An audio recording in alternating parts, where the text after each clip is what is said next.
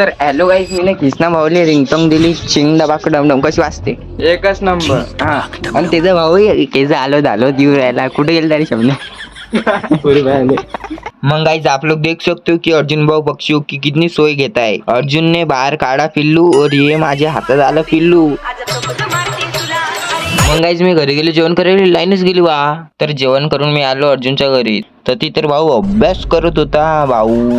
तो गाइस आपने ऐसा कंगारू कभी भी देखा नहीं होगा, एक तू खा एक मैं खातो रे. अबे जाय रे. ये रे बाबूला 50 रुपये, चल लढू नको. अबे नकली आहेत ना ते बावले. फिर गाइस उधर से 2-4 फुट है और विशाल भाई को साहिल भाई को लेके ही चले गए. मग आम्ही दोघं आलो मग जेवण नगरात. कायले पोरी पाहिले येले, म्हटलं चल पोरी दाखवू. येणं तर या भामटेला दाखवलं बा. गाइस हे पा पोरी फुगे खाऊ राहिला, माझ्याकडे पाहू राहिला, खाऊ राहिला, चावू राहिला. मग गाइस आम्ही आलो घरी. साहिल भाऊ पैसे मागत होता,